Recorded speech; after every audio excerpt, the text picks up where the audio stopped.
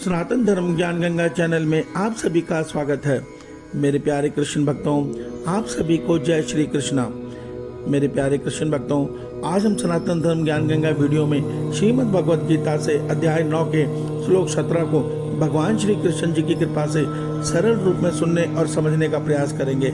जय श्री कृष्णा। मेरे प्यारे कृष्ण भक्तों, श्रीमद् भगवद गीता के अध्याय 9 के श्लोक 17 में भगवान श्री कृष्ण जी अर्जुन के माध्यम से हम सब मनुष्यों को यह सत्य बता रहे हैं कि हे अर्जुन, इस संपूर्ण जगत का दाता अर्थात धारण करने वाला एवं कर्मों को फलों को देने वाला पिता माता पितामह जानने योग्य पवित्र ओंकार तथा ऋग्वेद सामवेद और यजुर्वेद मैं ही हूँ। मेरे प्यारे कृष्ण भक्तों, श्रीमद् भगवद गीता के अध्याय 9 के इस श्लोक 17 को आइए हम इसकी गहराई के साथ सुनने और समझने का प्रयास भगवान श्री कृष्ण जी की कृपा से ही करते हैं। जय श्री कृष्णा।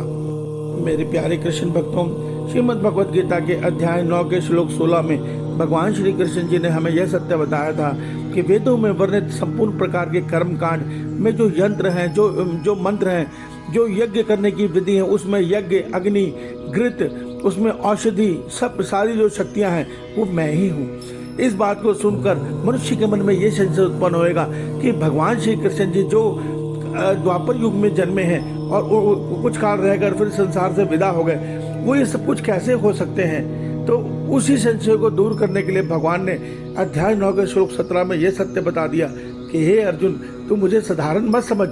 मैं इस संपूर्ण ब्रह्मांड को, जगत अर्थात ब्रह्मांड को बनाकर उसको धारण करता हूँ। मैं ही सबके कर्मों को कर्म फल देने वाला सबका पिता हूँ। माता भी मैं ही हूँ और पितामह अर्थात जो इस संसार में ब्रह्मा विष्णु महेश हमारे पिता कहे जाते हैं, उनका भी पिता मैं ही हूँ अर्थात पितामह मैं ही हूँ।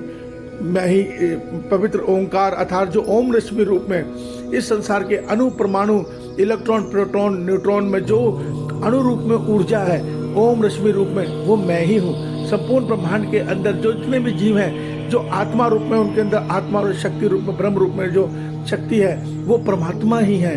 भगवान कहते हैं वो भी मैं ही हूँ। और अर्जुन, तो इतना ही मत समझ, ऋग्वेद सामवेद यजुर्वेद को जो श्लोकों में शक्ति है वो शक्ति भी मैं ही हूँ, क्योंकि हर श्लोक के आगे ओम वर्णित है और ओम ही वो शक्ति है जो परमात्मा के इस पूरे ब्रह्मांड में ऊर्जा बनकर सबको जीवंत किए हुए है। देखिए, कोई भी इलेक्ट्रॉनिक उपकरण जब तक उसके अंदर विद्युत ऊर्जा ना हो, चाहे वो बैटरी के माध्यम से आए, चाहे वो तार के माध्यम से आए, विद्युत के माध्यम से आए, नहीं आएगा तब तक वो इलेक्ट्रॉनिक उपकरण बेकार है।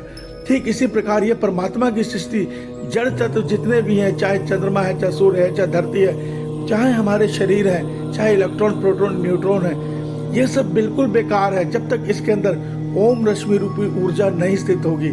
जितने वेदों के मंत्र हैं, जब तक उनके अंदर ओम रूपी शक्ति नहीं आएगी, वो मंत्र फलित नहीं हो सकते। तो भगवान कहते हैं मैं परमात्मा हूँ, सब कुछ मुझसे ही है।